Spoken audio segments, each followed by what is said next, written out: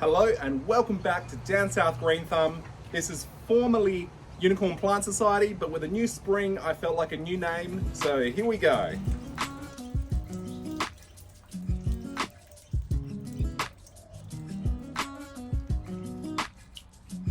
So I've been working hard on this new greenhouse. I would probably say I'm at stage 3 now. Stage 1 was building it, stage 2 was putting up my hanging plants, and stage 3 is building what's behind, which you just haven't seen yet, or I'll show you that maybe. We'll see how we go. So I'm going to show you what I would call stage 2, which is the hanging of the plants, which in my last episode I didn't have up just yet. So I'll show you that now.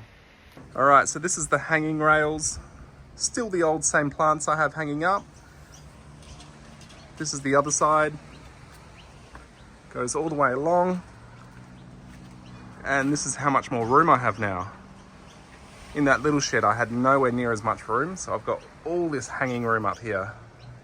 So most of my hanging plants are a pothos. Most of them are pothos. I've got a couple of philodendrons. This one, which is the philodendron Cassiniverum. Help me pronounce this one, because you know I struggle at this. It's got very long leaves. They get longer than this. This is still quite young, but as you can see, it would normally grow on the ground, but I've got it in this pot, so it would creep all in there and then hopefully grow over the edge. This one's one I'm excited to see. It's got really elongated leaves. Then we've got the lemon lime philodendron, another one that's really pretty. Then I've got a couple of ferns up here. Boston fern, blue star fern I think it's called, or blue something fern. Then I've got a Cebu blue. This guy's just sitting here to the side at the moment just because I did find some mealybug on him. So I've sprayed it down for mealybugs. I can't see any in there at the moment, but that's a Cebu blue. Then we go over here and I've got the Monstera El Salvador, Philodendron Brazil, Devil's Ivy, just a standard pothos, Heartleaf Philodendron, and the Goldilocks pothos, that one. So they're all hanging up. So during winter I did lose a few of my plants in the greenhouse. Like I said, I don't think it was bright enough, not enough light in there. So under this new greenhouse, they're getting a lot more light. I'm already seeing brand new leaves in a lot of my plants. I'm really excited. I'm excited to bring you along as well. Ones that did survive is like this Tuxtia here, which is a gift from my mum, so I'm really happy that one survived.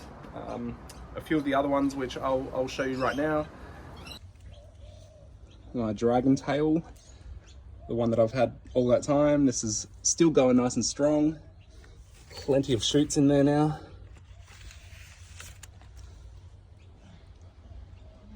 Then you've got the dubii, Monstera dubii, or dubii. This one's doing really well. It's popped out 2 new leaves already since been in here, with another one coming just here somewhere. Where is it? There it is. So there's another one coming out. The silver sword philodendron. This one's as tall as me now, with a couple of new shoots coming out. Looking really good. A little bit stringy in the middle here, but there's a few shoots at the bottom that should hopefully fill that in. Then we got this one, which is the Monstera Stanleyana. Also looking really good. This one was the one that I recovered last time. So I bought this one as a discounted plant. Then we got my redwing. This is another one that's doing really well. It did start to suffer at the top here, lost its top leaf, but it's getting a new shoot right there. Good thing with these sort of plants is if they do have damage at the top, they usually shoot out from the side somewhere, just like here. This is a side shoot. Oh no, wait, yeah, it is. Come from the bottom there, a whole brand new branch. Then this little guy, crass and something or other. I can't pronounce all the names.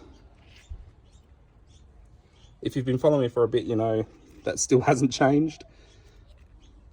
Then we got the monkey mask. This one did have scale for a while.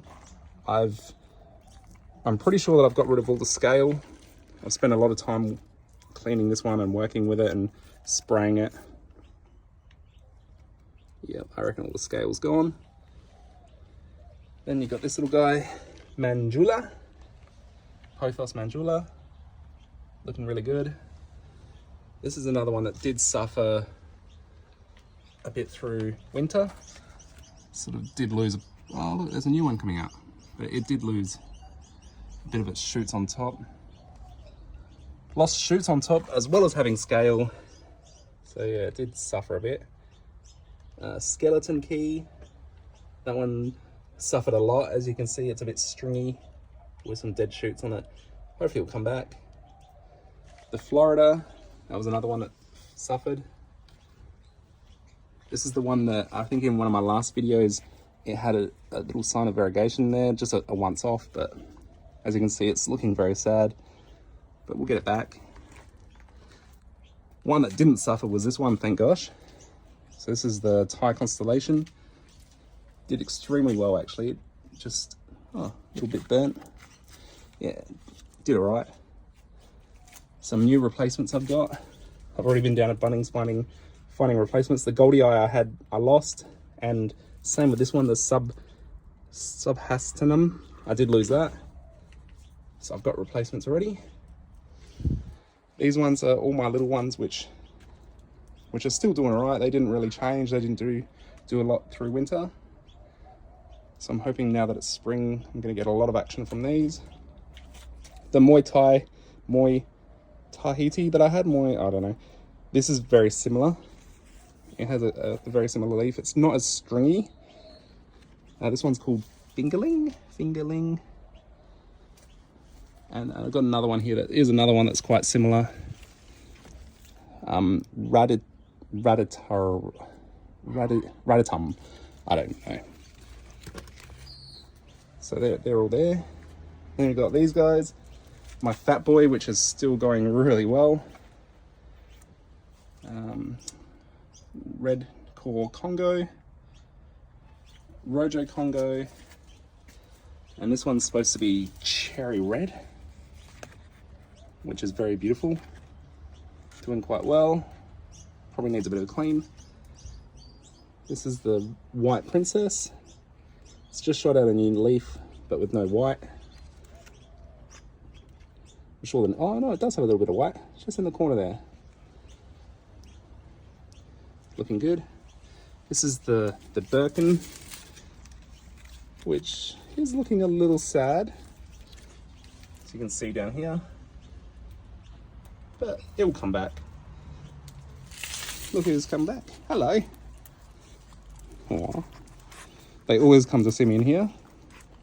So I have had a few questions about the sprinkler system. It's the Holman system, the Holman Home system from Bunnings. You just plug it into your tap, connect it to your Wi-Fi, and then there you go. You've got instant sprinklers whenever you want them, really. So yeah, they just go off whenever I want them to. I open up the app and I click the button and it goes. So I'll show you that now. So these are the units. I've got one doing my backyard sprinklers and the other one doing my greenhouse sprinklers. And you can either just press the button and it turns them on, or you can connect them with your Wi-Fi, or both. You can do both at the same time. So this is them firing up right now.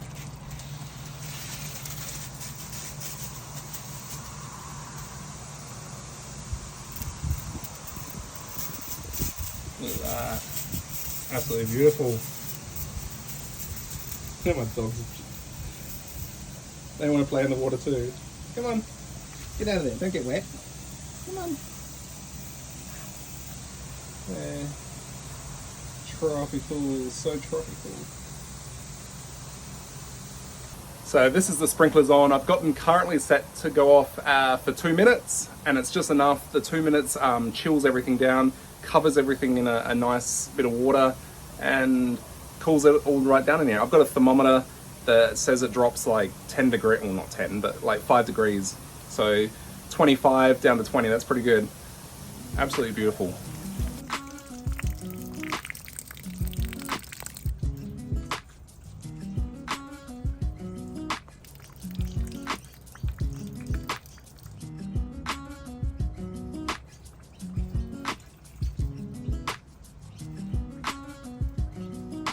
So that's the sprinkler system. I've had that since my last greenhouse and I love the way it works. So obviously I brought it back into here and again, it's working so well. So I definitely recommend that.